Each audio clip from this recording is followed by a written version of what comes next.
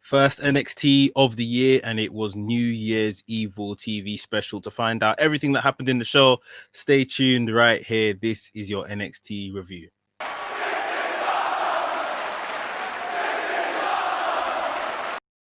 What's up, Maniacs? My name is Mex. I'm a wrestling fan, a wrestling enthusiast, a WrestleManiac, if you will. And today we are talking NXT.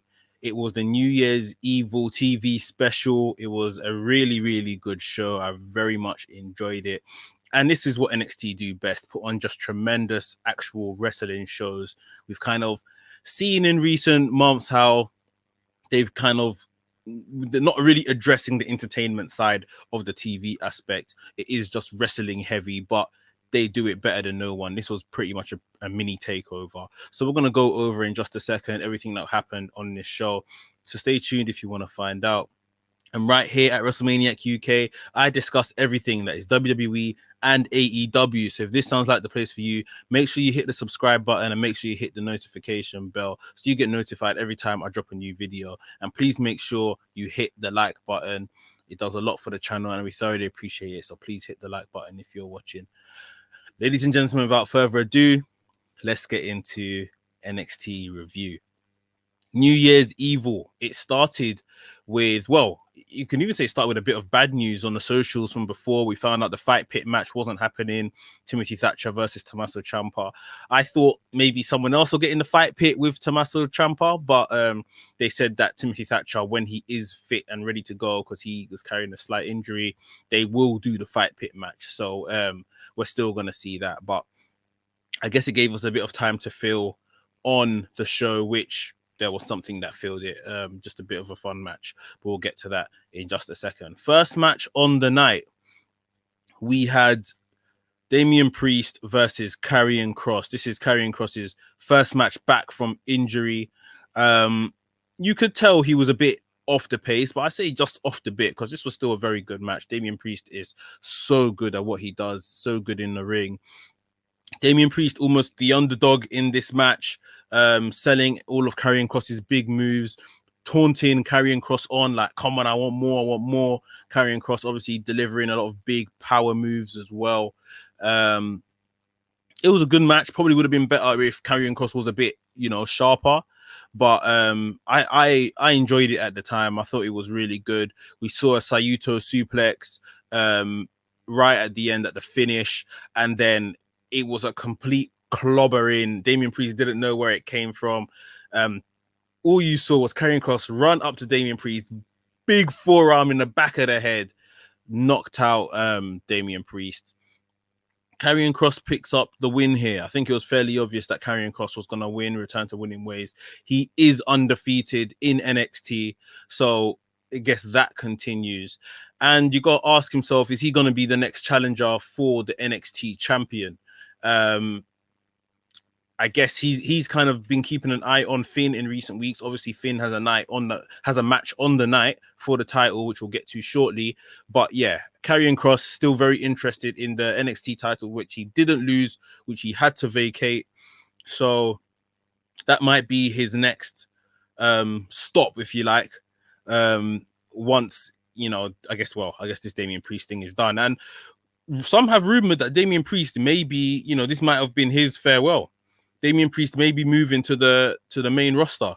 Maybe we see him in the Royal Rumble. Who knows? Put down below in the comments what you think about that. Is Damian Priest ready for the main roster? I say ready. Damian Priest has been wrestling for years and years and years. Obviously, Punishment Martinez in Ring of Honor.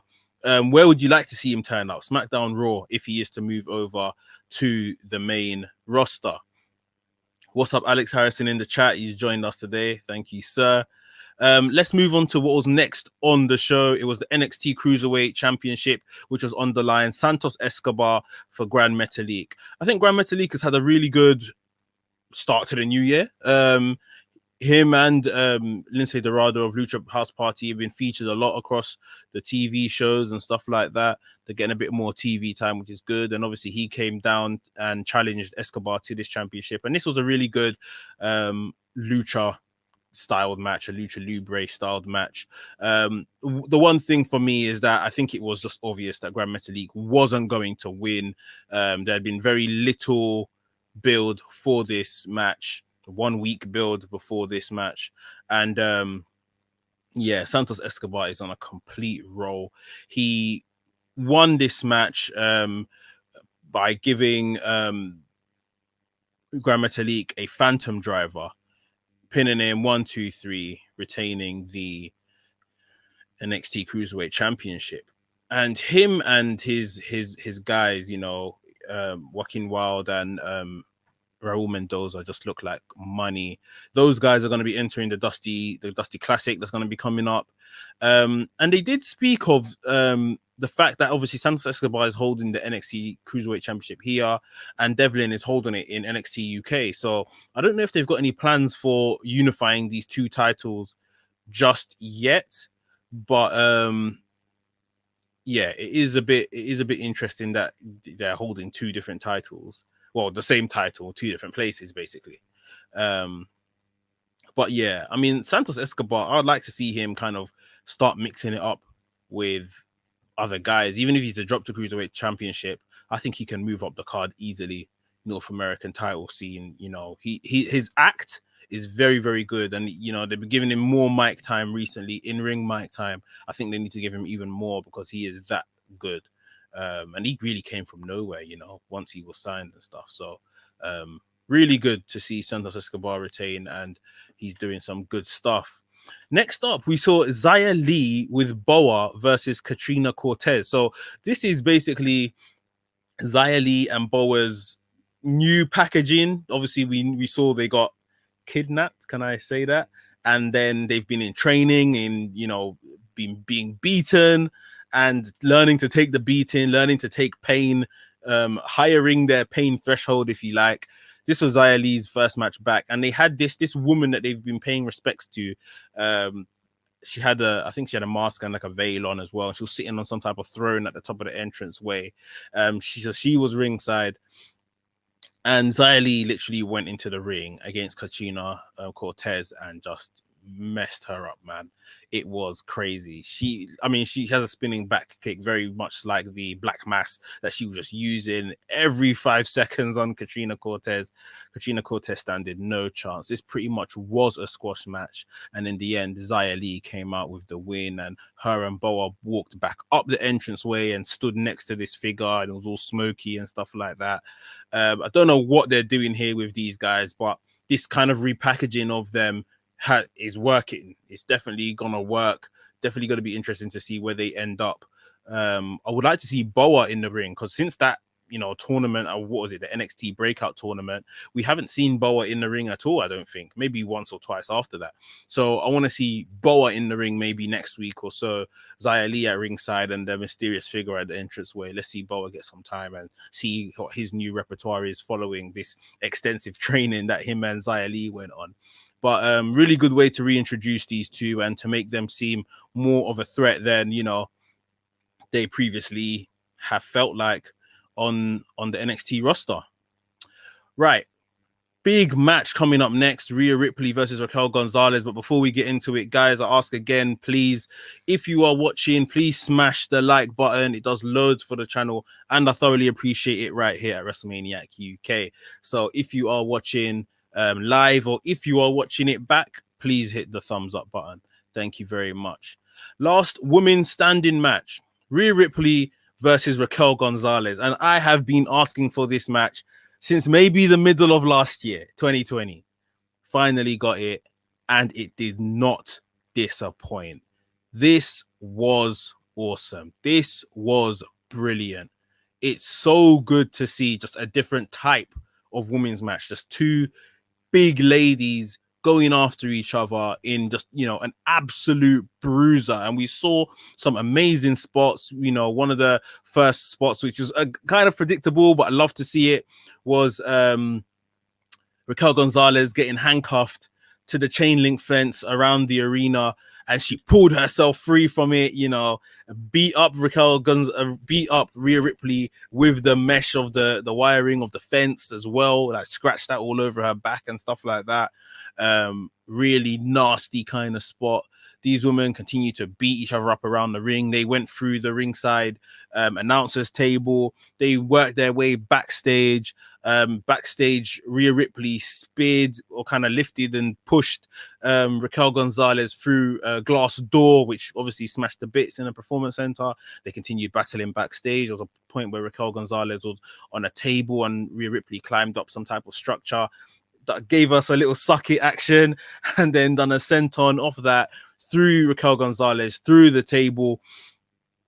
Dakota Kai came out, got involved with a kendo stick in hand, came to help Raquel Gonzalez. She eventually got beaten up, put inside a locker, and one of these, I think their road cases got moved in front of the locker, so Dakota Kai couldn't get out of the locker. Really good spot there as well. We saw these two continue to fight out back onto the entranceway, and the match eventually finished when Gonzalez picked up Rhea Ripley and gave her a single arm powerbomb through the entrance stage, through the floor. Like, absolutely incredible scenes. She went through the floor. The referee started the count, and Raquel Gonzalez emerged from the floor basically as the last woman standing. Absolutely incredible. Probably the best, the most entertaining wise. If you're talking about entertainment for a match, this was the best match on the card. Depending what you're into, this was the best match on the card in terms of entertainment. In terms of technical wrestling, it was the NXT Championship match. But this was an extremely entertaining match. And Raquel Gonzalez celebrated and went backstage, and you saw the referees lifting up Rhea Ripley, and she stood in the middle of the entranceway being held up by the refs and all of that kind of stuff. And it was like, is this her goodbye? Because I know we saw this before against Io Shirai, but this looked pretty much like a goodbye as well. It's I'm sure it is. I'm sure we see her in the Royal Rumble at the end of the month, and she moves on to the main roster from there. She's been fantastic in NXT, but this was a brilliant way to draw a line to under her NXT career. So Raquel Gonzalez goes on to win, and Raquel Gonzalez at this point is the biggest threat on NXT, the biggest female threat, the biggest threat to Io Shirai's championship.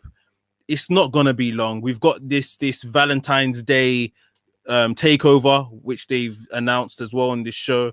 So maybe that's going to be on Valentine's Day or fall on that particular weekend. I don't know.